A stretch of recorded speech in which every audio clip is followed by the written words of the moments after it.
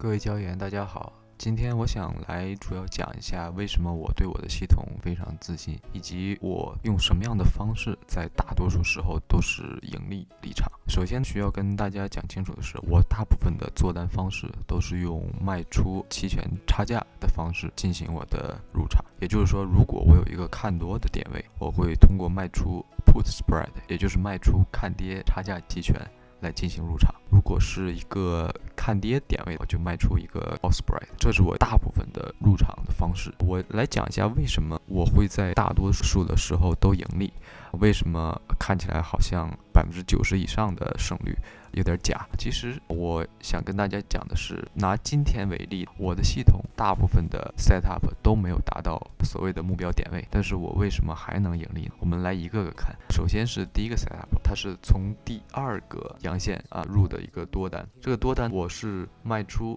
at the money 的一个 put spread， 就经历了大阴线的向下的一路下探，这里系统建议在这里止损，但是由于它是一个高开，我觉得还是想看一下第一次跟 EMA20 的互动。很显然，第一次踩稳了，有一次向上进。如果说我看到了这样的向上行进，但是并没有那么坚决，我可能就在想，是不是我找到一个比较好的位置可以离场？我差不多在这个位置就能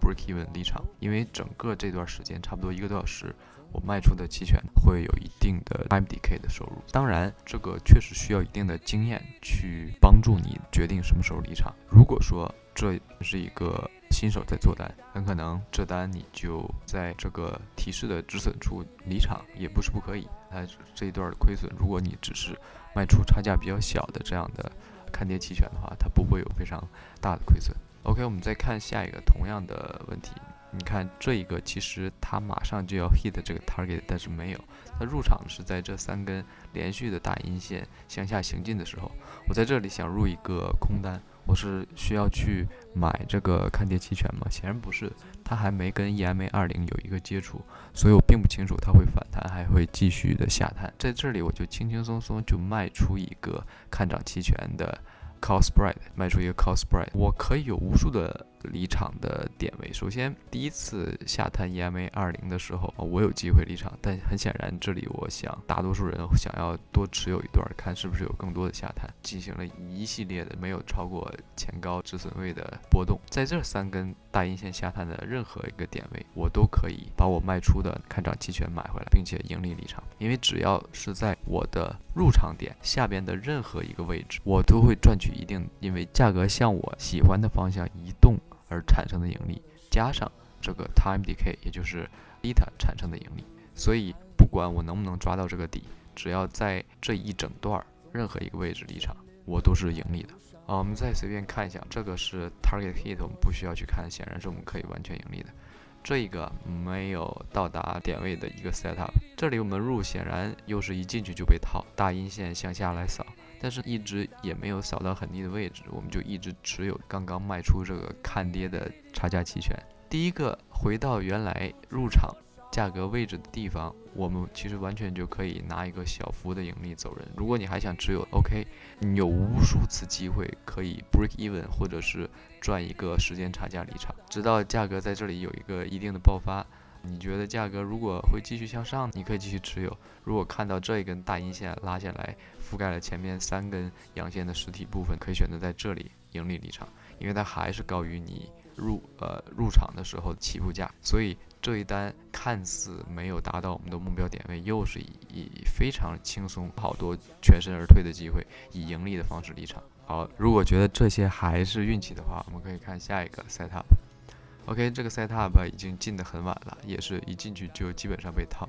很显然，在这里呢，你哪怕是被套住了，还是有无数的点位可以让你重新 break even 或者是盈利离场。如果在这里离场呢，你从这儿入的，在价格上完全没有变化，但时间已经走了差不多1个半小时，拿到这个时间价值。在这儿呢，在这儿离场的话，你可以完全拿到时间价值加上价格移动的给你的带来的盈利。同样，如果看到这根大阴线，你完全可以在价格和开场价一样的位置去离场，但是赚足了这个时间价。同样去还有好多位置供你全身而退。我们再看下一个 setup，OK， 又是一个比较高的位置，这个位置一进去就马上被套，然后接下来呢几乎没有机会让你去解套，这是唯一一个我觉得是需要注意的。这可能是你会通过卖出看跌期权，但是没有完全有机会让你逃走，这里算是一个机会吧，但可能你也抓不住这个还未形成的 K 线的这个上影线的这个点。然后我们再看下一个点位是从这里做多，就算你一直持有到这个 market close， 你看你卖出的这个看跌期权其实也都是完全 expire， 你还是会稳稳的守住这个期权金。最后一个 late session 我们一般就有提示，就不需要去做了。所以大家看一下，不管这里我们有多少看起来是 fail 的 setup， 全都是没有达到我们目标点位 setup， 这么多大概能有7、8个，只有一个是在这里入场的，入在非常高点的震荡区间的上沿部分，最后是失败离场。而且当你看到这样的大阴线，你可以完全很快逃离，不需要持有特别久，尤其是收在EMA 20以下的话。当然这都是后话了，我的意思就是说我为什么非常相信我的系统，这不是说是一种信念，或者说觉得历史将会在未来重复的上演，只是说我入场的方式非常保守，不像大部分人觉得 OK 一波单腿的看涨期权就直接翻几倍拿到盈利走人，而是说我入场的方式永远是考虑到这个我的盈亏比和我的胜率的问题。我大概回测了一下10年的5分钟图，我的胜率差不多有60%左右，但是我没有研究这60%的 setup， 我研究的剩下的40%的 setup， 那里边差不多有95%的 setup价格会重新回到我开仓的价位。这说明什么？这说明当我以卖出期权作为我的入场方式的时候，有60%加40%乘以95%，也就是总共有98%的可能性我会盈利的方式离场，或者是以不亏的方式离场。大家可以想想，如果那2%你做了一定的这个止损处理的话，它不可能说完全blow up 你之前98%这样的高的胜率。所以大家可以思考一下，